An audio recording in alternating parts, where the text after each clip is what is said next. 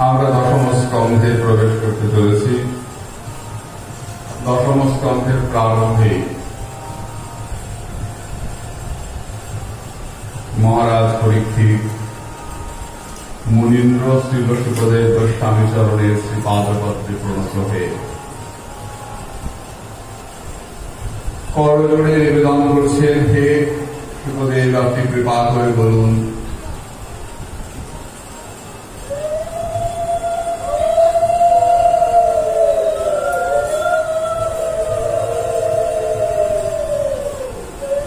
কথিত বংশ বিস্তার ভবতা সোম সূর্যয় রাজ্ঞাঞ্চ উভয় বংশানাং চরিতম পরমাদ্ভুতম। আপনি এর আগে সূর্য বংশের কথা, চন্দ্র বংশের কথা বলেছেন, রামচন্দ্রের কথা, দশরথের কথা বলেছেন, চন্দ্রবংশের কথা, কৃষ্ণের কথা, অন্যান্য কথা বলেছেন, কিন্তু আপনি বিস্তার করে বলুন এই যদুবংশে আবির্ভূত হয়ে ভগবান কৃষ্ণ বলরামকে সঙ্গে নিয়ে যে সমস্ত লীলা করেছেন, যদশ্চ ধর্মশীলস্য নিতরাং মুনিসত্তমঃ তত্রাং সেনাবতীর্ণস্য কৃষ্ণচরিতানি সংসারঃ। অবতীর্ণ গদর বংশে ভগবান ভূত ভাবন কৃতবান জন বিস্তাত্মা তানি বোধস্তরাৎ নিবৃত্ততর্ষৈর্ভুগীয়মানার ভবৌ সদা সত্য মনোভিরামা প্রৌত্তম শ্লোক গুণানুবাদা কুমান বিরক্তিনা প্রসন্না। এই ভগবানের কথা কে শুনবে না? যে নিজের ধ্বংস চাইবে সে ভগবানের কথা শুনবে না। যে পশু হত্যা করবে, পশু বলি দেবে, সে ভগবানের কথা শুনবে না। কারণ পশু বলি দিতে হলে ভগবানের কথা একই সঙ্গে শুনতে হবে না। ভগবানের কথা শুনলে পশু বলি বন্ধ হয়ে যাবে। যখন সমস্ত জীবের মধ্যে কৃষ্ণকে দর্শন করবে তখন আজকে বলি দিতেই পারবে। এই পশু না, যে পশু বলি দেবে সে ভগবানের কথা শুনবে না, নিজের ধ্বংস চাইবে সে ভগবানের কথা শুনবে না। ধর্ম সকল বন্ধু।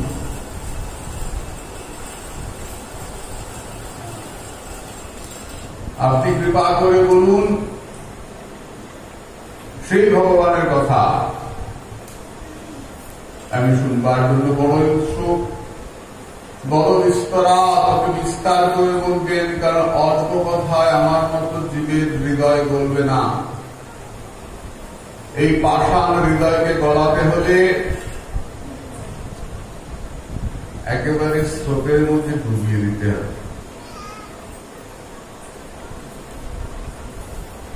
শুকদেব অত্যন্ত কৃত হয়ে বললেন, হে রাজা, হে ঋষি রাজা, তোমার মনটা স্থির হয়েছে, কারণ মন স্থির না হলে কেউ ভগবানের কথা শুনতে আসে না। তোমার মনটা স্থির হয়েছে, ভগবানের কথা শুনতে এসে যদি চিত্ত চঞ্চল হয়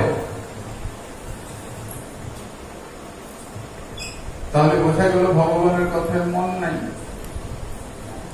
দেখবি আমরা কোন গান শুনছি, যদি কেউ কথা বলে মন দিয়ে শুনি, আমরা শুনছি। আর যদি মন না দিয়ে জানে তাহলে কোন শব্দ হলো তাকাবো, কেউ তাকাবো, বোঝা গেল চিত্তটা অস্থির। আর যখন মন দিয়ে শুনি তখন কোন শব্দ হলে বিরক্ত হই, এই শুনছি। নিজেই বুঝতে পারবো যে মনটা কতটা স্থির হয়েছে ঈশ্বরের কথায়, ভগবানের কথায়। সম্মান ভবসে কাল, বুদ্ধি স্থির না হলে ভগবানের কথা মন বসে না। আমি বলি পরীক্ষিত, মথুরায় বিরাট বড় বিয়ে হচ্ছে।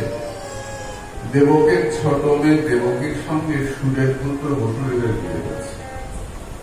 ওদিকে বিয়ের আয়োজন, এদিকে পৃথিবী মাতা গোরূপ ধারণ করে বৈরাজ ব্রহ্মাকে সঙ্গে নিয়ে সাগর তীরে দাঁড়িয়ে কাঁদছেন আর বলছেন, ভগবান, আমি পাহাড়কে বুকে নিয়ে থাকতে পারি, কিন্তু আমি অন্যায়কে বুকে নিয়ে থাকতে পারি না।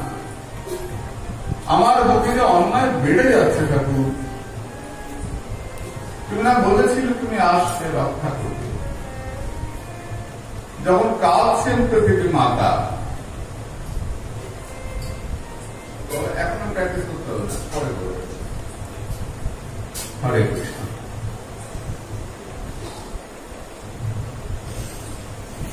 যখন পৃথিবী মাতা কাঁদছেন,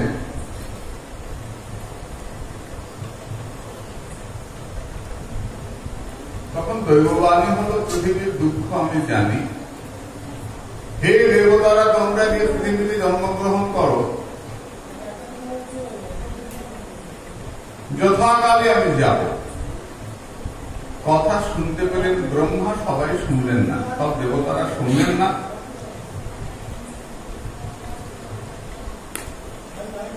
কেন শুনলেন না?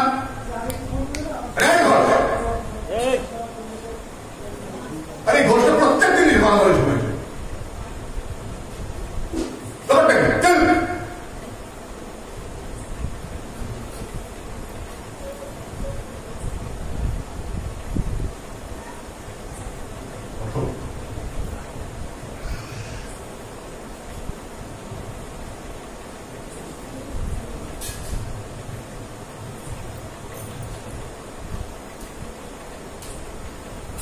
হরে কৃষ্ণ।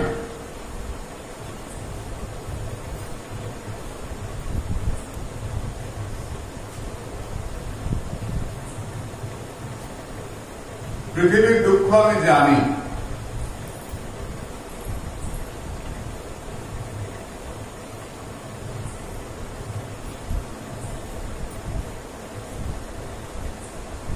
তোমরা জন্মগ্রহণ করো,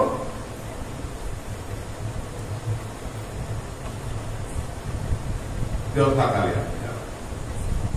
দেবতারা শুনতে পেলেন না কেন?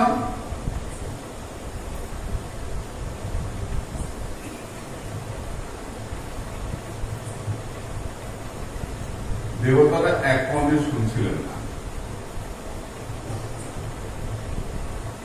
এক মনে তারা স্তব করছিলেন।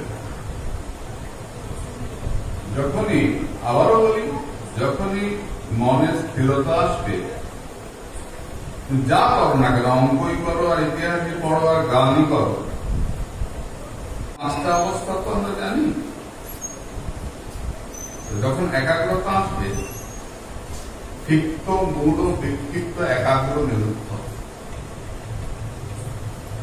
প্রথম উথাল পাথাল, তারপরে একটাই চিন্তা, সংসারের চিন্তা।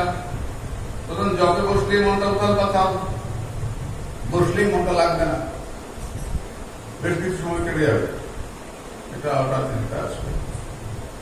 তারপরে একটা চিন্তায় মনটা লেগে যাবে, সংসারের চিন্তা। তারপরে বিক্ষিপ্ত, মনটা লাগবে, সরে আসবে, ভগবানের চরণে লাগবে, সরে আসবে, বিক্ষিপ্ত। ঈশ্বর চিন্তা হবে, তারপর সরে আসবে। তারপরে আসবে একাগ্র অবস্থা। একাগ্র অবস্থায় মনটা লেগে যাবে। এই একাগ্রতা না হলে কোন সাধনই কাজ করবে না। একাগ্রতাটা অবশ্যই প্রয়োজন। তারপরে আসবে নিরুদ্ধ অবস্থা। মশায় কামড়ালো না, মাছি বসলো না, সাপে উঠলো গায়ে, না কি হলো, বৌদি থাকবে না, দেহ বোধটা লুপ্ত হয়ে একদম শেষ হবে।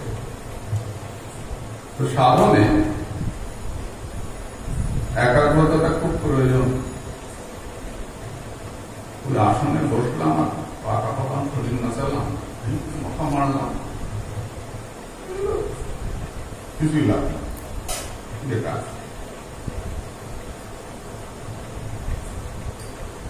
সেটা সাধন করতে হয়, তাহলে ক্রমে ক্রমে নিজের সাধন অবস্থার উন্নতি, এবং তার জন্য একান্ত প্রার্থনা, লেগে থাকা। দেবতারা পর্যন্ত ভগবানের বাণী শুনতে পেলেন না, আমরা তো যেহেতু মনটা তারা দেন নাই।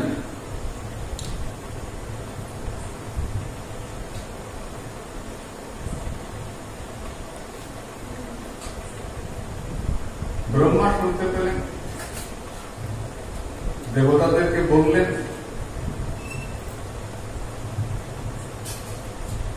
দেবতারা সব জন্মগ্রহণ করতে লাগলেন মথুরা মণ্ডলে। দেবকীর সঙ্গে বসুদেবের বিয়ে, খুব আনন্দ, হই হই রই রই,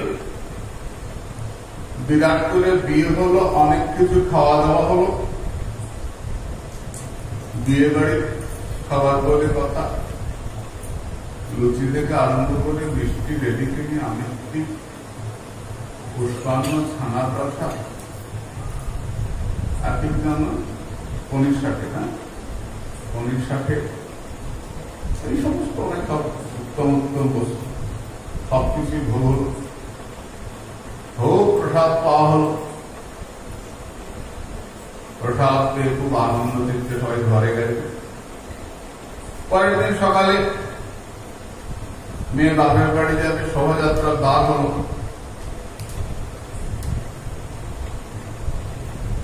শোভাযাত্রা বার হয়েছে, বাবা ছোট মেয়ের বিয়েতে দিয়েছেন 10,000 ঘোড়া, 1800 রথ, 400 হাতি আর 200 দাসী মেয়ের কাপড় ভাজ করার জন্য। কটা কাপড় সেটা লেখা। বিরাট বড় শোভাযাত্রা চলেছে, এগিয়ে চলেছে শোভাযাত্রা। হঠাৎ করে দৈববাণী, রে বুড়ো কংস, তুমি যাকে আদর করে নিয়ে যাচ্ছ, এর অষ্টম গর্ভের সন্তান তোমাকে হত্যা করবে। শোভাযাত্রা স্তম্ভিত, থেমে গেল শোভাযাত্রা। হায় হায়, কি জানি কি হয়। কংস লাভ দিয়ে নামলেন,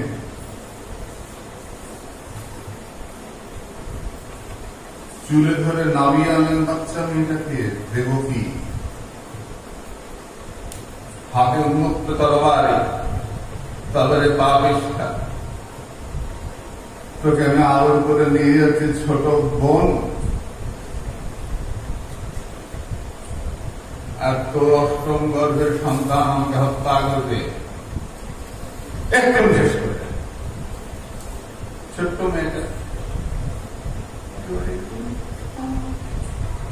তুলে ধরেছে। বাবা বসুদেব ভাবলেন,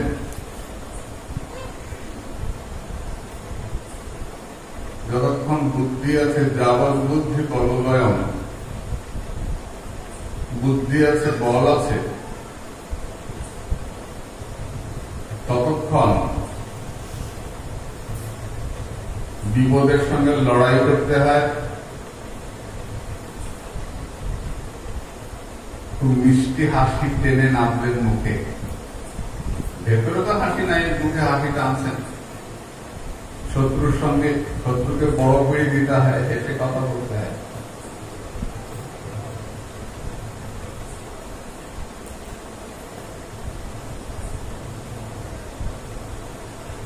মিষ্টি হেসে বললেন, দাদা আমরা যখন জন্মাই, জন্মাবার সঙ্গে সঙ্গে আমাদের মৃত্যুর প্রহর গণনা শুরু হয়ে যায়। মৃত্যু জন্ম বতাঙ্গীর দেহেন সহজায়তে অদ্য বা অদ্য শতান্তে বা মৃত্যুর বৈ প্রাণিনাং ধ্রুব দেহে পঞ্চত্ব মাপন্নে দেহি কর্মানুগোবশ দেহান্তর অনুগ্রহ প্রাক্তনম তদতে বপু ব্রজমস্তিষ্ঠन् পदैকেन যথैवैकेन गच्छति यथा तीर्णो जलैकैव देहि कर्मगतिं गतः तस्मान्न कस्यचित् द्रोहम् आचरेत् स तथाविदः आत्मनः क्षममन्विच्छन् द्रग्धुरुकैफरतो भयम्। একটা মানুষ যখন চলে তখন সামনের পাটা মাটিতে ফেলে, পেছনের পাটা তোলে। দুটো পা একসঙ্গে তোলে কি হবে? পড়ে যাবে, তাই না? যোগ যখন চলে দেখবে আগে সামনের পাশটা ধরে, পেছনের পাশটা ছাড়ে, আবার দুটো লাফিয়ে লাফিয়ে চলে না তো। তেমনি আমাদের এই দেহ ছাড়বার আগে ঠিক হয়ে যায় পরবর্তী জন্মে আমরা কোন দেহ প্রাপ্ত হব, ঠিক আছে? যে এ জন্মে হিংসা করে পরের জন্ম তার জন্য ভয় থাকে। মানুষের ভাগ্য মানুষকে নিয়ন্ত্রণ করে, সত্যি কথা, কিন্তু মানুষের যে অনুচৈতন্য, এই যে স্বাতন্ত্র বোধ, আমরা জীব শক্তি তো অনুস্বাতন্ত্র বলে, এই যে অনুস্বাতন্ত্র, আমরা নিজের ইচ্ছা তো কিছু করতে পারি, সব ভগবানের ইচ্ছায় কি আমরা ছেড়ে রাখি? তিনি যবে করাবেন, সেটা একটা স্তর বটে, কিন্তু আমাদের অনুস্বাতন্ত্র আছে। যেমন আগুন আর আগুনের কণা, আগুনের কণা যখন ছিটকে এসে আমার গায়ে পড়ে, সে কিন্তু আগুনকে জিজ্ঞেস করে না যে আমি পুড়িয়ে দেবো কিনা, করলো, পুড়িয়ে দিল। মূল আগুনকে জিজ্ঞেস করে যে আমি ওনাকে পড়াবো কিনা, পাঞ্জাবিটা করবো কিনা। তেমনি মূল আগুন ভগবান কৃষ্ণ, তার থেকে আমাদের অংশ জীব শক্তি আমরা এসেছি।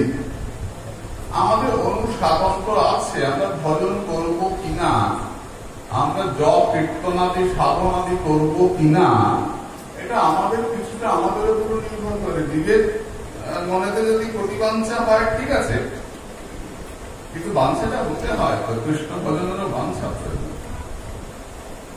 এবং আবারও বলি, তার জন্য দীন কৃষ্ণ দাসে কয় ভজিলে ভজন নয়, গুরু কৃপাও ভজনের। সাধু গুরু বৈষ্ণবের কৃপাটা ভজনের জন্য খুব কাজে লাগে, খুব কাজে লাগে। আমরা মধ্যে পড়ে যাই, ফলটা ভালো হয় না। সংসারের ভয়ঙ্কর আসক্তি, এর থেকে যত মনটাকে ঈশ্বরমুখী করা যায়, যত বেশি তার সঙ্গে থাকা যায়, তত দুঃখটা কম হয়, দুঃখ থেকে সরে থাকে। এই সংসারে দুঃখকে এড়ানো মুশকিল। আর যদি সাধু অবজ্ঞা, অবমাননা, গুরু অবজ্ঞা হয়ে যায়, তাহলে তো খুব মুশকিল, খুবই মুশকিল। এই জন্যে তুমি যেমন করবে, যে যেমন কর্ম করে, কাজ বুঝে তার দেয় বেতন, সেই ফল তোমাকে ভোগ করতে হবে। দাদা গো, এই মেয়েটাকে মারলেও তুমি কি চিরকাল বাঁচবে? তুমি কুলের উজ্জ্বল আলো, মুখে বলছেন তুমি কুলের উজ্জ্বল আলো, মনে মনে বলছেন তুমি কুলের মুখে ছাই, কুলাঙ্গার। মুখে বলছেন তুমি দীনবৎসল, দীনবৎসল কাকে বলে? দিনের প্রতি যে বৎসল, দয়া, দিনের প্রতি যে দয়া করে। মুখে বলছেন তুমি দীনবৎসল, মনে বলছেন দীনবৎসল মানে দীনবৎসলাপি। যদি কোন গরিব কর দিতে না পারে, তাহলে তার বাছুরটা পর্যন্ত কেড়ে নিয়ে যায়, দিবি না? মানে একটা কথা অনেক অর্থ হয় না, সংস্কৃত ভাষা তো একটু এদিক হলেই অর্থ পাল্টে যায়। মুখে বলছেন দীনবৎসল, তুমি দিনের প্রতি বৎসল, দিনকে তুমি দয়া করো। মনে বলছেন যে না, দিনের বৎসটাও কেড়ে না তুমি। গরিবের বাড়ি যদি বাছুর থাকে, সেই বাছুরটাকে তুমি কেড়ে নিয়ে যাও। মুখে বলছেন তুমি ফুলের আলো, মনে বলছেন ফুলে ফুলে ছাই। সুন্দর সুন্দর কথা আছে। আমাদের সময় কম। বসুদেব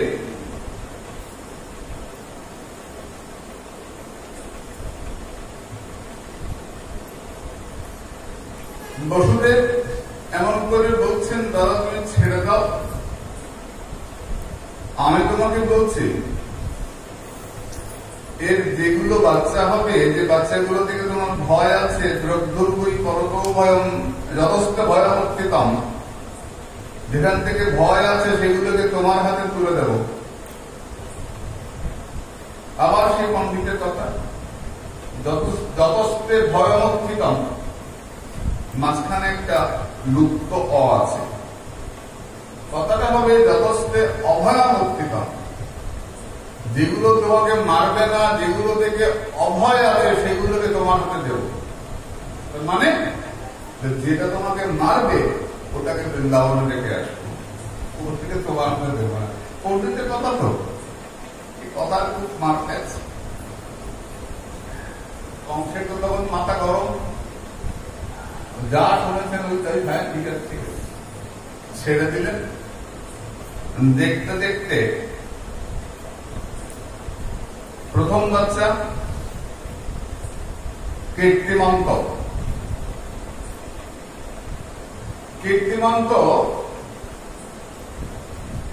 বাচ্চাকে নিয়ে তুলে দিলেন কংসের হাতে। কংস বলছেন, বাপ কি মিষ্টি গো ভাবনাটা আমার। বসুদেব তুমি কি পাগল হলে? এই সন্তান আমাকে মারবে, প্রথম সন্তান। অষ্টদেব ফেরত নিয়ে যাচ্ছেন আর মনে মনে ভাবছেন কংসের মতো দুষ্ট ব্যক্তি ফেরত দিল কেন? কারণ যে দুষ্ট ব্যক্তির দয়া নিতে নাই। ক্ষণে রুষ্ট, ক্ষণে তুষ্ট, তুষ্ট রুষ্ট, ক্ষণে ক্ষণে অব্যবস্থিত চিত্তানাং প্রসাদ ভয়ঙ্কর। দুষ্ট লোক যদি তোমাকে আজকে 10 টাকা দেয়, কালকে তোমার কাছ থেকে 100 টাকা আদায় করবে। বুঝলাম না না, আপনি মরে যাবে আচ্ছা, কিন্তু দুষ্ট লোকের দরজায় দাঁড়াবে না, ভিক্ষা করবে না। শাস্ত্র বচন, দুষ্ট লোকের দয়া নিতে নাই। আজকে তোমার সঙ্গে ভালো কথা বলবে, হ্যাঁ ঠিক আছে আমি আছি, কালকে কথা পাল্টে দেবে। একদম সাংঘাতিক ভয়। আর যারা এটা আমি বিশ্বাস করলাম, আমার জীবনে একদম পরীক্ষিত সত্য দেখেছি। এটা পাঠ সাধু আসলে করে সব মানুষ আসলেই তারা একটা মানসিক একটা প্রভাব ছড়িয়ে,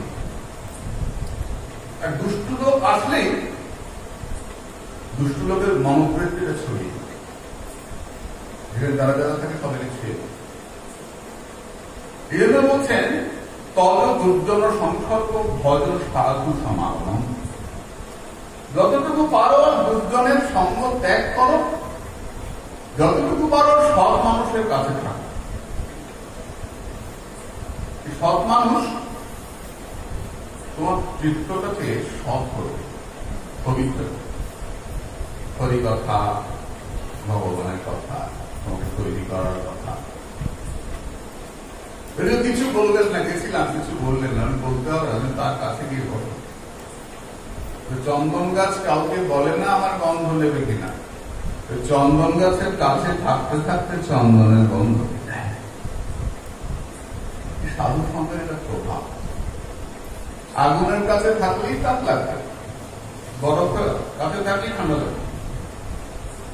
অসৎ সতের এটা জীবনে বলে একদিন সঙ্গ করলাম, একদিন থেকে অনেকদিন হয়ে যায়। কথা বললে কথা বাড়বে। আমি সংক্ষেপে বলি, অসৎকে দয়া নিতে নেই। যত আত্মীয় হোক অসৎকে এড়িয়ে চলতে আছে। সাংঘাতিক দেখা হলে এখন জানি তাই শেষ। সঙ্গটা কিরকম হবে এক কথায় বলে দিই, স্নিগ্ধ, সজাতিশয়, ভাবানুকূল, সাধু সঙ্গ। সাধু শান্তমূর্তি কৃপা করতেন তোমার সঙ্গে ভজনে মিলবে, ভজনে মিলবে, ভাবে মিলবে। ব্যাখ্যা করতে গেলে অনেক সময় চলে যাবে, ওদিকে গেলে আমাদের গ্রন্থে পড়ে ভাবে মিলবে, এইরকম দেখে সঙ্গ করতাম। সাধু হলেই প্রণাম, কিন্তু সাধু হলেই সঙ্গ করা যাবে। সাধু কিন্তু দাঁড়িয়েছে বিরাট চেহারা, সুন্দর সঙ্গ, প্রণাম করল, তারপরে সঙ্গ করতে গেল, গিয়ে দেখলাম তিনি এমন গাঁজা খান, ভীষণ গাঁজা খান, সব গাঁজা খান করতে পারে না, শৈব সাধুরা খুব মনে লাগে যাবে, অনেকই গাঁজা খায়। তো আমি যদি ওখানে বসে যাই, তাহলে তো আমি মালা রেখে গাঁজা খেতে শুরু করবো, সেটা আমার পথ নয়, তাদের পথ। প্রণাম, আমি তাদের নিয়ে কোনো আলোচনা করবো না, কিন্তু আমি কৃষ্ণ উপাসক, আমি সদাচার সম্পন্ন, আমি ওখানে বেশিক্ষণ থাকলে ওই প্রভাবটা আমার মধ্যে পড়ে যাবে। তা কি করবো? প্রণাম, দক্ষিণা, চলো এবারটা দেবে প্রণামী, এটুকু শেষ। হ্যাঁ, তারপরে ভাবে যদি না মেলে সেখানে একটু সমস্যা হয়ে যাবে। আমি ভগবানকে মনে করি আমার প্রভু, ভগবানের চরণে তুলসী দিয়ে প্রভু মনে করি, তার কাছে গেলাম, তিনি দেখলাম ভগবানকে মনে করেন আমার বন্ধু, সখা, সক্ষরস, আমার দাসরস, মিলবে না, মিলবে না। এগুলো ভজনে যত উন্নতি আসবে তত অনুভব আসবে। ওনার সক্ষরস, আমার দাসরস, মিলবে না, ভাবে নিতে হবে। এরকম ভজনের ক্ষেত্রে এরকম বিচার থাকবে, এটা প্রথম অবস্থায় হবে না। এত ভালো ভঙ্গ করলাম, এত কীর্তন করলাম, লাভ হবে না, এই সাধন না হয়। দিন করে প্রভু বলতেন যে সাধুর মাথায় জটা থাকে, জটার মধ্যে উকুন থাকে, কোনোদিন দেখেছিস উকুন হরিনাম করে? হরিনাম তো করেই না, সাধুকে জ্বালিয়ে খায়, সাধুর বিরক্তি উৎপাদন করে। সাধুর কাছে উকুন হয়ে থাকিস না, সেবক হয়ে থাক। ভজন করতে হলে যদি মনে করো যে আমার ঈশ্বরের প্রতি ভালোবাসা আছে, ভালোবাসি, তাহলে সেবক হয়ে থাক। দুষ্ট লোকের দয়া নেবে না, দুষ্ট লোককে পারতপক্ষে এগিয়ে চলবে। বসুদেব যাচ্ছেন আর ভাবছেন কংস কেন দয়া করবে, বলতে বলতে দেবশ্রী নারদ এসে হাজির, পাশের বাগানে এসে কংসকে ডেকে পাঠিয়ে বললেন, কংস, তোমাকে বুদ্ধিমান বলে জানি, তুমি যে এত বোকা কথা জানি না। তুমি দেবতাদের স্কুলে কি পড়েছ? 1 2 3 4 5 6 7 8, উল্টা করলে 8 7 6 5 4 3 2, 1 নম্বরটা 8। তুমি দেবতাদের স্কুলে তো পড়ো নাই, কি করে জানলে 1 নম্বরটা 8 কিনা? দেবতাদের বিশ্বাস করো। নারায়ণ নারায়ণ। নারদ চলে গেলেন, কংসের মাথা ঘুরে গেল, তাড়াতাড়ি করে বসুদেবকে ডেকে আনলেন, ছেলেটাকে পাথরের মধ্যে আছাড় মেরে ফেললেন। পরপর 6টা ছেলেকে মারলেন কংস। নারদ এটা কেন করলেন না, এই 6টা ছেলে যে কংসের হাতে মারা যাবে, কংস তো কালনেমি দেখত, কংসের হাতে যে 6টা ছেলে মারা যাবে এটা পূর্ব নির্ধারিত ছিল, আগেই ব্যবস্থা ছিল, এটা হবে। তো দেবর্ষী নারদ দেখলেন যদি মরবে এরা তাড়াতাড়ি মরুক, তাহলে কি হবে? কংসের পাপ পরিপূর্ণ হবে, আর পাপ পরিপূর্ণ হলেই গোবিন্দ আসবেন, কংস মারা যাবে, সাধুদের মঙ্গল হবে, ভক্তের মঙ্গল। তাই ওই নারদ দেখছেন যে যখন আগুনটা জ্বলছে, আগুনটাকে বেশি করে জ্বালিয়ে, আগুনটা বেশি করে জ্বালিয়ে দিই।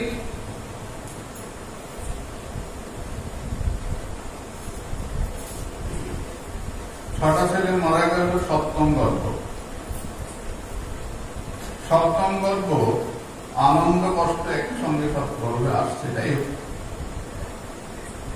সপ্তম গল্পে ভগবান মা যোগমায়াকে ডাকলেন, ডেকে বললেন তুমি যাও পৃথিবীতে, আমার যাবার ক্ষেত্র প্রস্তুত করো। পৃথিবীর মানুষ তোমাকে অনেক কিছু দিয়ে পূজা করবে, ধূপ উপহার ও বলিনি, তোমাকে ধূপ ধনা রেখাবে, তোমাকে পূজা করবে। তোমার নাম হবে দুর্গা, বিজয়া, বৈষ্ণবী, ভদ্রকালী, সারদা, অম্বিকা। তখন দুর্গা নামে তুমি পূজিত হবে, মানুষ তোমাকে পূজা করবে। দুর্গা পূজা, ভদ্রকালী, ভদ্রকালী পূজা করি না আমরা, করি তো? অনেক কথা। যাই হোক, যেমন কবে করি ভদ্রকালী পূজা? কবে করি?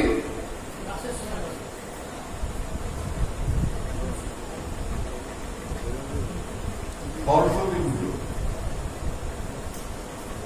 সরস্বতীর মন্ত্রে কি বলি? ভদ্রকাল্যই নমো নিত্যম, সরস্বত্যই নমো নমঃ, বেদ বেদাঙ্গ বেদাঙ্গ বিদ্যাস্থানে করে বসো। অনেক আলোচনা আছে। যাই হোক, সংক্ষেপে শুনলাম সরস্বতীর এক নাম ভদ্রকালী। আমরা মন্ত্র বলি তখন তো খেয়াল থাকে না, খেয়াল লাগে নৈমিত্তির দিকে করতে আসছে। মন্ত্র বলছেন তাহলে বলে নৈমিত্তিকে কি বলতে দিতে চায়, মন্ত্রকে কার বলতে ওদের বলে বলছে। যত বড় হচ্ছি তত মন্ত্র নিয়ে যত ভাবছি তত এসব চিন্তা মাথায় আসছে। সরস্বতীর আরেক নাম ভদ্রকালী। ভদ্রকালী নমো নিত্যম, সরস্বতী নমো নমঃ। ভদ্রকালী পূজা, সরস্বতী পূজা। কত তত্ত্ব না, কত সুন্দর সুন্দর কথা। তত্ত্ব মানে আলোচনা, তত্ত্ব কথা, তত্ত্ব কি আলোচনা, সুন্দর সুন্দর আলোচনা। সরস্বতী ভদ্রকালী, সরস্বতী পুজো সবাই করি আমরা। এখন অবশ্য পশ্চিমবঙ্গে কমে যাচ্ছে না, এখন অনেক কমে যাচ্ছে। এটা আমাদের দুর্ভাগ্য। বাংলাদেশের এখানে প্রত্যেক ইউনিভার্সিটিতে, কলেজে সরস্বতী পুজো বিরাট করে হয়। হিন্দু ছেলেরা করে, সেখানে সমস্ত সম্প্রদায় এসে যোগ দেয় এবং এই নামে তোমার পূজা হবে, তুমি চাও। মা এলেন আদিষ্টা প্রভু নামসেন কার্যার্থে সম্বোধিষ্যতি। প্রভুর কর্তৃক আদিষ্ট হয়ে মা কাজে এলেন, কারণ মা হচ্ছেন কৃষ্ণ বিমোহিনী। আমাদের মধ্যে যে মায়া, একজন আরেকজনকে আমরা ভালোবাসি, এটা হচ্ছে গুণমায়া, মহামায়া। আর যিনি কৃষ্ণকে মোহিত করেন, আমাদের মোহিত করেন মহামায়া, আর কৃষ্ণকে মোহিত করেন যোগমায়া। তাহলে মায়া দুইজন, বুঝলেন না? শক্তি দুইজন স্বীকার করা যায় না। একই শক্তি, যার যার প্রার্থনা অনুযায়ী সেইভাবে তিনি দর্শন না করেন। যখন আমি টাকা পয়সা চাই, মা চললাম ডাকাতি করতে, মা তুই দেখিস ডাকাতিটা যেন ভালো হয়, তখন তিনি মহামায়া। ডাকাতটা পুজো করে না, কালী পুজো, ডাকাত কালী পুজো। ডাকাতটা যখন পুজো করে তখন তিনি মহামায়া, আর সাধক যখন পূজা করে তখন তিনি যোগমায়া। কিচ্ছু চাই না, দাস অহং শরণাগত করুণয়া বিশ্বেশ্বরী প্রার্থনা। আমি কিচ্ছু জানি না মা, আমি কিচ্ছু জানি না। আমি শুধু একটাই জানি,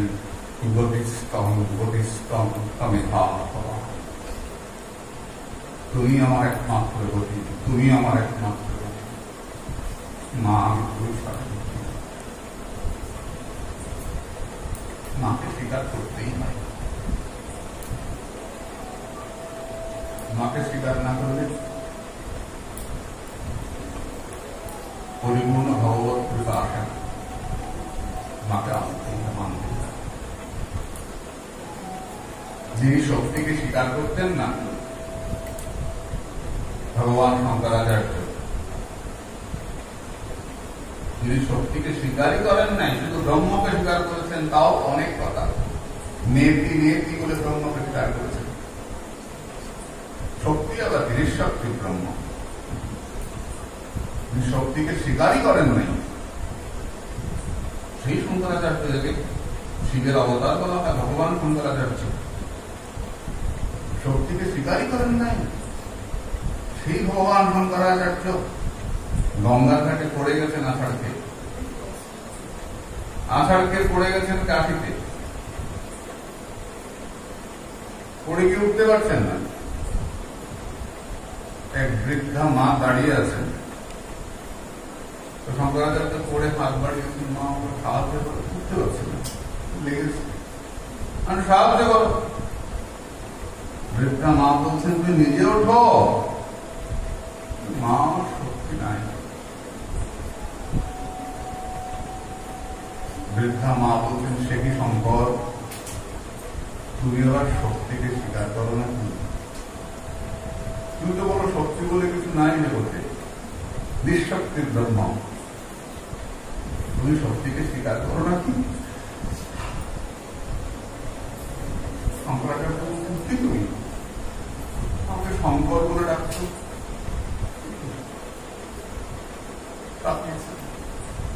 তাকিয়ে দেখছেন সাক্ষাৎ অন্নপূর্ণা দাঁড়িয়েছে, কাশীর ঈশ্বরী মা অন্নপূর্ণা। কাশীতে গেছেন, অন্নপূর্ণা দর্শন করেছেন, আবারও করবেন অন্নপূর্ণা দর্শন। সাক্ষাৎ অন্নপূর্ণা দাঁড়িয়ে আছে, শঙ্করাচার্য চরণে পড়ে গেছে।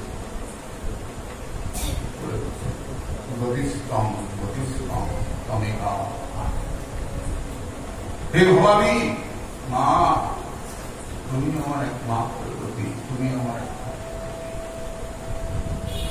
আর কিচ্ছু জানি না মা, আমি কিচ্ছু জানি না, কদাচারহীন কুলাচারহীন, পূজা জানি না, ধ্যান জানি না, জপ জানি না, যজ্ঞ জানি না, আমি কিচ্ছু জানি না মা। আমার মতো পাপী নাই মা, আমি শুধু একটাই জানি মা, আমি তো মা ছাড়া। এই মাতৃ আরাধনা যেটা করতেন সমাজবাড়ির প্রতিষ্ঠাতা রাধারমন চরণ দাস বাবাজি মহারাজ, মা মা ডেকে যার দর্শন হয়ে গেছে। তার নাম ছিল রায়চরণ ঘোষ, পরবর্তীকালে নাম হয় রাধারমন চরণ দাস বাবাজি মহারাজ। সারা জীবন মাতৃ সাধনা, পরম মাতৃ সাধক ছিলেন আগমশ্বরী পাড়ার কৃষ্ণানন্দ আগমকার। আগমশ্বরী কালী পুজো হয়, দুই ভাই, এক ভাই কালী পুজো করেন আর এক ভাই রাধা বল্লভের পূজা করেন। রাধা বল্লভ বাড়ি এখন আছে। দুই ভাইয়ের পাশাপাশি ঘরের দুই ঠাকুর, মনে মনে একটু রেশারেশি, ইনি শাক্ত ইনি বৈষ্ণব। বাগানে কলা পেকেছে, দুই ভাই ভাবছেন পাকলে পরে আমি দেব। যিনি মাতৃ সাধক কলার কালিটা কেটে ঘরে নিয়ে চলে গেছেন। আর যিনি রাধা বল্লভের পূজা করেন তিনি মনে ভাবছেন আরে আমি প্রভু ভোগে দিতে পারলাম না, ভাই নিয়ে চলে গেল মায়ের ভোগে দিতে। ভেতরে ভেতরে একটু দুজনের মধ্যে আছে। রাত্রেবেলা দুই ভাই ঘুমিয়ে আছেন, ঠাকুর ঘরের শব্দ ভেবেছেন চোর ঢুকেছে, তাড়াতাড়ি করে উঠেছেন। ঠাকুর ঘরের জানলা খুলেছেন আর জানলা খুলে তাকিয়ে দিচ্ছেন, মা আমার গোপালকে কোলে শুয়ে কলার কাঁধে থেকে কলা খুলে খুলে গোবিন্দ কলা দুই ভাইকে জড়িয়ে ধরে কাঁদতে কাঁদতে জড়িয়ে এই হচ্ছে সুধাম দ্বীপ, যেখানে সেটা শাক্ত বৈষ্ণবের মিলন ভূমি। এখানে যেমন ধামেশ্বর গৌরহরি আছেন, তেমনি ধামেশ্বরী পোড়ামা আছে। নবদ্বীপের মানুষ যেমন গৌর দর্শন করে, মহাপ্রভু দর্শন করে, তেমনি পোড়ামার অনেক প্রণাম করতে চায়। এই মিলন ভূমি সুধাম নবদ্বীপ সেই পুণ্যক্ষেত্র যেখানে ধামেশ্বর মহাপ্রভু আছেন, ওদিকে বাবা বড়শিব আছেন, মহাপ্রভু সময়কার শিব বড়শিব, কত কত শিব আছেন।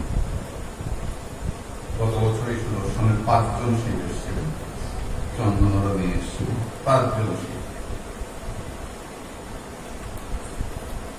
নবদ্বীপ শিবময় দেশ, বৃন্দাবন শিবময় দেশ, রাধাকুণ্ড শিবময় দেশ। রাধাকুণ্ডের 4 দিকে শিব, ঢুকতেই কুণ্ডেশ্বর, শিবকে প্রণাম করে ঢুকতে হবে। বৃন্দাবনে গেলে মাকে প্রণাম করে বৃন্দাবন ঢুকবে, কারণ বৃন্দাবন 51 পীঠের এক পীঠ, দেবী কাত্যায়নী। কাত্যায়নী মন্দির বৃন্দাবন যাবি, যদি না দেখে থাকিস দেখবি ওই যে ডবল স্টেটের মন্দির, এই যে আছে না আমাদের কালীর মন্দির, মন্দির তিনি আবিষ্কার করেছেন, যে সাধক মন্দির করেছিলেন বাংলার ছেলে, বর্ধমানের সাধক, তীর্থপুরুষ, কি জটা নাই এখন তার চিত্রপট আছে, বর্ধমানের ছেলে। দেবী কাত্যায়নী বৃন্দাবন 51 পীঠের একটি। মাকে ছাড়া যা কিছু খায়, মাকে ছাড়া পুরীতে যাব, বিমলা দর্শন না হলে তো জগন্নাথ দর্শনই হবে না। 51 পীঠের একটি। বিমলা হচ্ছেন ভৈরবী, জগন্নাথ ভৈরব শিব। আবার কেউ বলেন জগন্নাথ কালী। একটা জিনিস লক্ষণীয়, আমরা এখানে অতটা মানি না, প্রকৃত পাবনে নিয়ে আমাদের সুদর্শনের জগন্নাথ।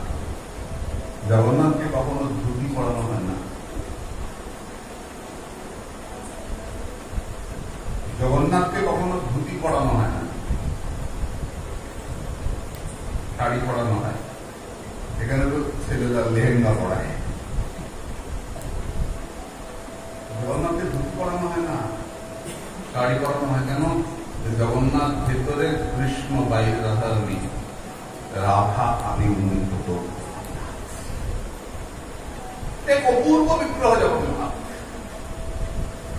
জগন্নাথ অষ্টকে রাধা আলিঙ্গিত করুন। জগন্নাথকে কখনো ধুতি পড়ানো হয় না।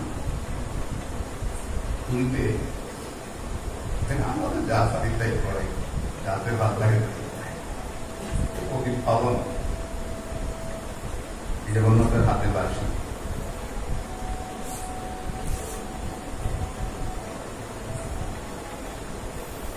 মায়ের কৃপা ছাড়া হয় না,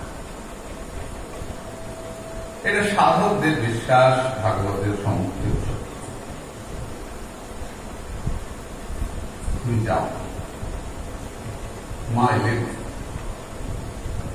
বলরামকে দেবকী গর্ভ থেকে নিয়ে গেলেন রোহিণী গর্ভে। লোকে জানতো গর্ভপাত হয়ে গেছে। কংস মনে ভাবলেন আমার ভয়ে পেটের মধ্যে বাচ্চাটা মরে গেছে, সপ্তম গর্ভ নষ্ট হয়ে গেল। আসলে তা না, মায়ের খেলা। মা কি পারে আর কি পারে না, অচিন্তা পরাক্ষা শক্তি। অচিন্তা পরাক্ষা শক্তি, যোগময় আর্থিক শক্তি, বিশুদ্ধ সত্য পরিণতি, সেই শক্তি লোকে দেখাইতে গোলকের প্রেমধন সেগুলো রতন প্রকট করিলা নিত্যলীলা। সপ্তম গর্ভ গেল, অষ্টম গর্ভ। দেবতারা এলেন স্তব করতে,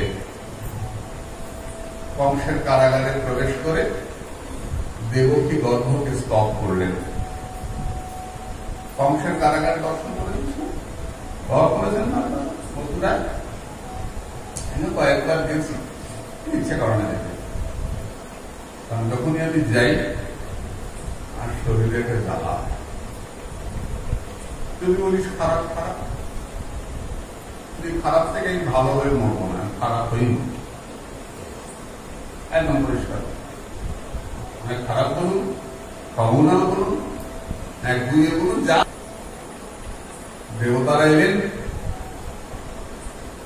দেবতারা এসে দেবকী গর্ভকে স্তব করলেন। দেবকী গর্ভে তো ভগবান এসেছেন, তো ভগবানকে স্তব করলেন। সত্যব্রতং সত্য পরম ত্রিসত্যং সত্যস্য যোনিং নিহিতং সত্যে সত্যস্য সত্যং ঋত সত্য নেত্রং সত্তাত্মকং তাং স্মরণং প্রপন্যা তাং শরণং প্রপন্যা। হে সত্যব্রতধারী গোবিন্দ, তোমাকে প্রণাম করি। কংসের মাথা গরম হয়ে গেল, অষ্টম গর্ভ আসতেই দেবকীর রূপে একেবারে কারাগার আলোকিত। কংস উঠতে বসতে খেতে শুতে তার কৃষ্ণ ভজন শুরু হয়ে গেল। মনে মনে ভাবতেন এখনই মেরে ফেলবো, না জন্মাবার পরই মারি। দেবী বাচ্চা মেয়ে, এখনই মারব।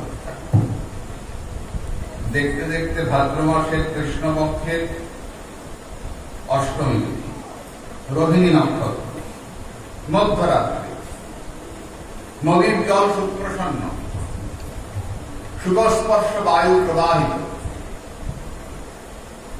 গুরু গুরু মেঘটাকে বনরাজি পুষ্পস্তবকে শোভিত।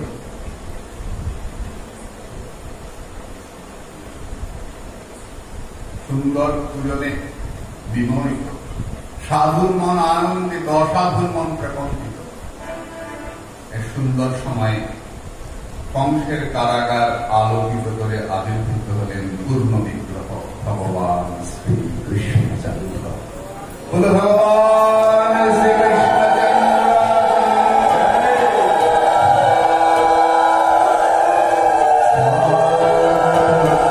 দিলেন। বসুদেব গোপালকে কোলে করে বৃন্দাবনে গেলেন। পথে যমুনার তীরে উপস্থিত, মাথায় অনন্তনাগ ফনা বিস্তার করে রয়েছেন। বৃষ্টি পড়ছে গুড়গুড় গুড়গুড় করে, মেঘ ডাকছে।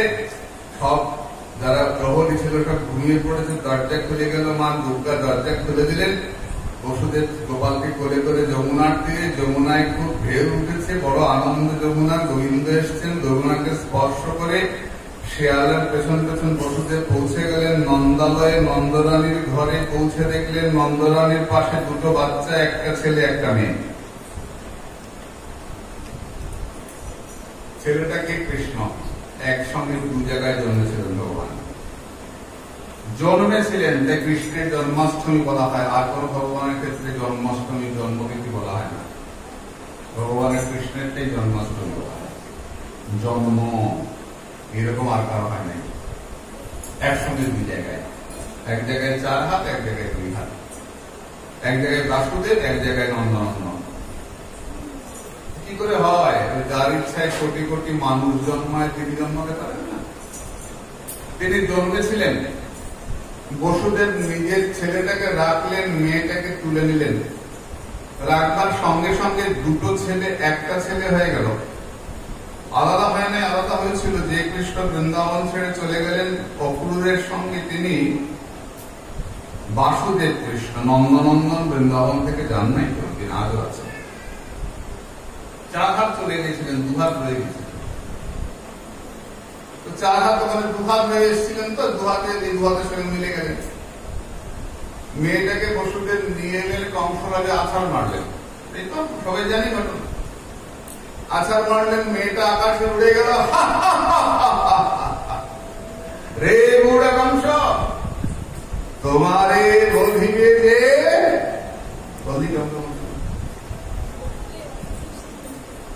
গোকুলে বাড়ি। মেয়েটা কোথায় থাকে এখন?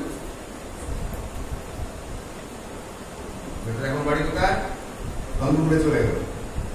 অষ্টভুজা দেবী, সহস্রা আবরণা, অলঙ্কার অষ্টা আমরা ভয় পেয়ে। মেয়েটা এখন আছে কোথায়?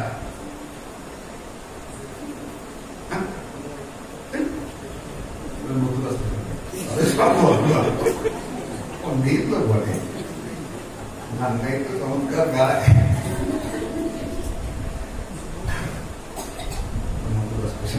কি করে বায়ুমন্ডলের মতো গান করে।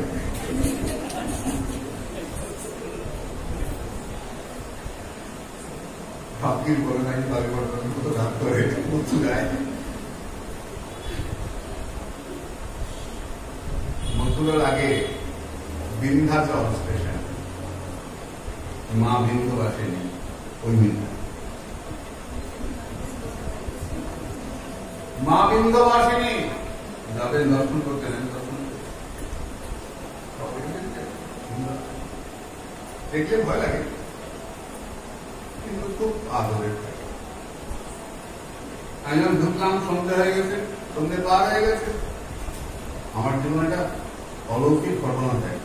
আমার মতো কুকুর মায়ের কথা করলাম। আমি যখন ঢুকলাম, আমি নাট মন্দিরে ঢুকছি, দরজা বন্ধ হয়ে গেছে। আমরা দর্শন করে বৃন্দাবন যাব, গাড়ি নিয়ে গেছি। আমি ঢুকছি নাট মন্দিরে, দৌড়ে ঢুকতে ঢুকতে দরজা বন্ধ হয়ে গেছে। আমি গিয়ে নাট মন্দির মণ্ডপের দরজা, মা এত দূর থেকে এলাম বলেই গেলেছিলেন, মা এত দূর থেকে এলাম, দরজাটা বন্ধ করে দিল। হায় দুর্ভাগ্য আমি, এমন কুকুর আমি, দরজাটা বন্ধ করে দিলি। ঢুকতে গেলে দেখবো আর কবে আসা হয় না। তাকিয়ে চারটো বিজল পড়ে গেছে। কোথায় ছেলে এসেছে, অল্প বছর ছেলে এসেছে। যে বলে দিচ্ছি তুমি মাকে দেখবে? হ্যাঁ দেখবো, আমাকে দেখাও না। আমাকে দেখবো, আমাকে টেনে নিয়ে গিয়ে পাশে একটা ছোট্ট দরজা, দরজা দিয়ে এক ধাক্কা, কেউ ধাক্কা দিল না। আর ধাক্কা দিতে হুমড়ি থেকে মায়ের পায়ে পড়েছি ভেতরে। তখন মায়ের বেলপাতা সরানো হচ্ছে, ব্রাহ্মণ সব পরিষ্কার করছেন। কর্মী তখন মায়ের সাথে ভুল করে গিয়ে দিচ্ছে। আর কি আনন্দ হয়েছে আমার বেটি। আজকে আমি বলে বাইরের দরজাটা বন্ধ করছি, আগে তো বুঝতে পারি না। ভগবান যা করে ভালো জন্যই করে, বলে না। বাইরের দরজা খোলা থাকলে বাইরে দিকে চলে যেতাম, চরম পেতাম না।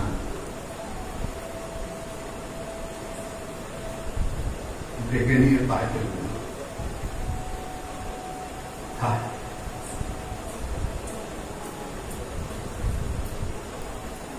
মায়ের করুণা এই বিন্দুবাসী। বৃন্দাবন যেতে জানি না এবার হবে কিনা, বোঝা যাচ্ছে। বৃন্দাবন যেতে মা বিন্দুবাসিনীকে দর্শন করতেই হবে। বিন্দুবাসিনীকে দেখে প্রণাম করে তবে বৃন্দাবন। আমরা ট্রেনে যাই তো নেমে স্টেশনে প্রণাম করি। বড় ছবি লাগানো আছে, বৃন্দাবনের ছবি দেওয়া, বিরাট বোর্ড, ইলেকট্রিক বোর্ড লাগানো আছে। নেমে প্রণাম করে তবে মা যাচ্ছি প্রভুর কাছে, সবাই প্রভুর কাছে যাই। এই বিন্দুবাসিনী এমন ভয় দেখালেন কংসকে। কংস ভয় পেয়ে বসুদেব দেবকীর কাছে ক্ষমা চেয়ে তাদেরকে সন্তুষ্ট করে ঠান্ডা করে বেরিয়ে আসলেন।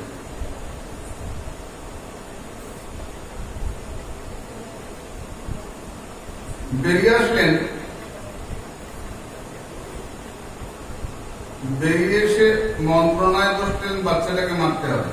গোকুলে পাঠালেন পুতনাকে। ওদিকে সকালবেলা খবর রটেছে নন্দ মহারাজ অনেক বেশি বয়সে তার ছেলে হয়েছে। যখন লোকে আশা ছেড়ে দিয়েছিল আর সন্তান হবে না, তখন গিয়ে সন্তান হয়েছে। বেশি বয়সের সন্তান, খুব আনন্দ, হই হই রই রই নন্দোৎসব। আমরা পাঠের পরে অভিষেক হবে, আমরা সংক্ষেপে নন্দোৎসব করব।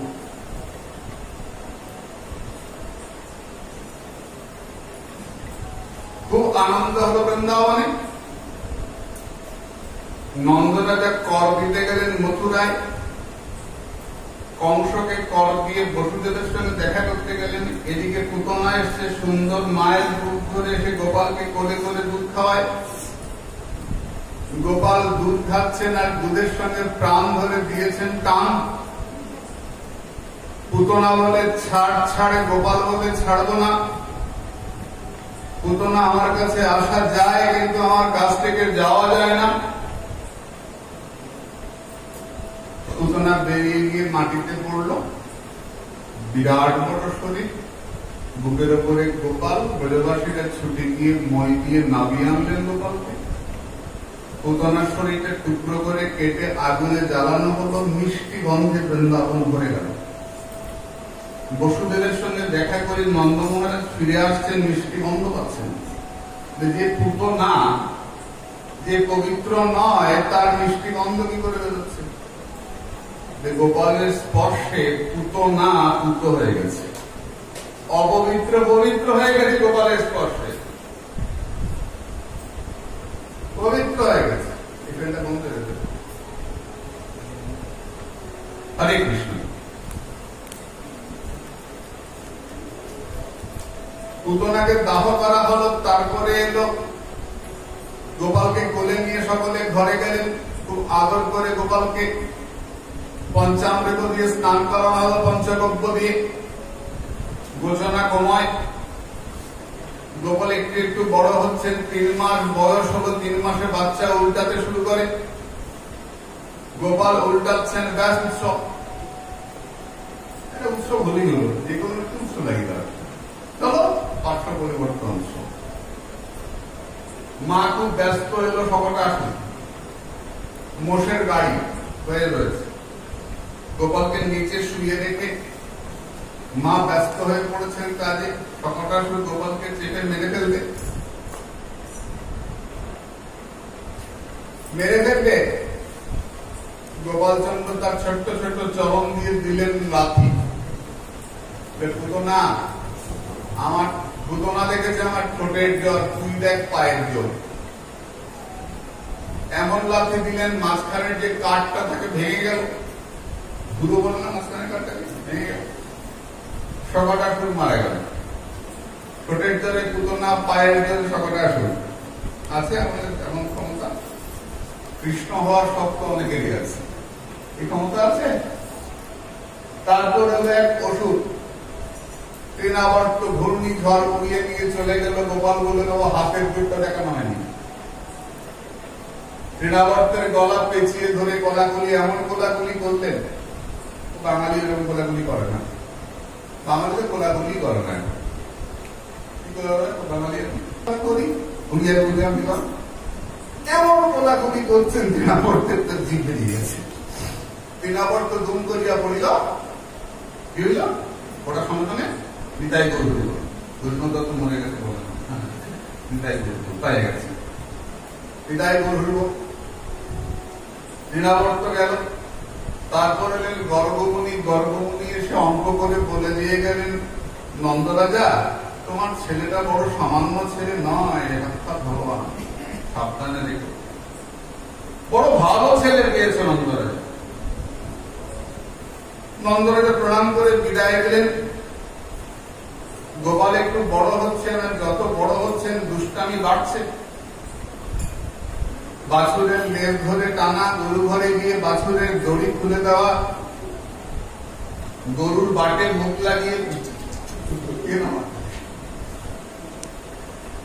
গরুর বাট থেকে দুধ খেয়ে নেওয়া। যদি মা না দেয় চুরি করে খাওয়া, তাহলে চুরি করে খাওয়া।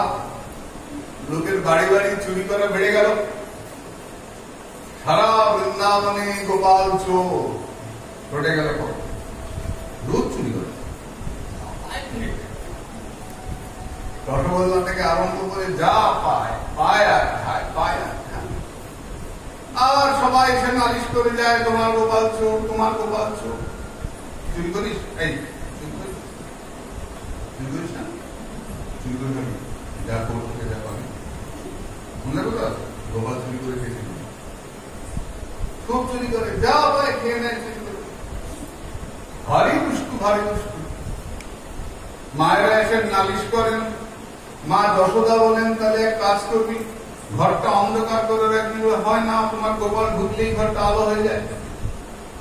তাহলে এক কাজ করবি, হাড়ি কলসি গুলো খালি করে রাখবি, তাহলে গিয়ে আর পাবে না, না পেয়ে চলে আসবে। তাতে বিপদ আরো বাড়ে, তাতে বিপদ আরো বাড়ে। কি বিপদ? মা যদি হাড়ি গুলো খালি করে রাখে, খাবার না থাকে, গোপাল কি করে? করিস না কেন বাবা? গোপাল কি করে? ক্যামেরাটা ঘরে থেকে কি করে গোপাল? খালি কলসি গুলোর মধ্যে হিসি গুলো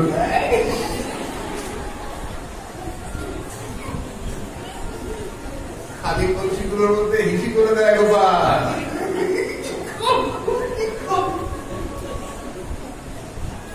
শিশুগুলোর মধ্যে হিসি করে দেয়, ভীষণ দুষ্টের শিরোমণি, ভীষণ দুষ্টামি করে।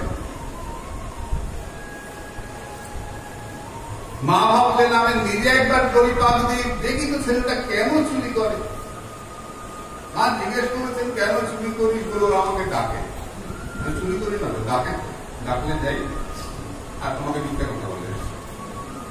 কথাটা মিথ্যা না, প্রজমাইরা সব যে যেখানে যা তৈরি করে সবাই মনে মনে ভাবেন যদি রবীন্দ্র সবাই লাগে ভালো হয়।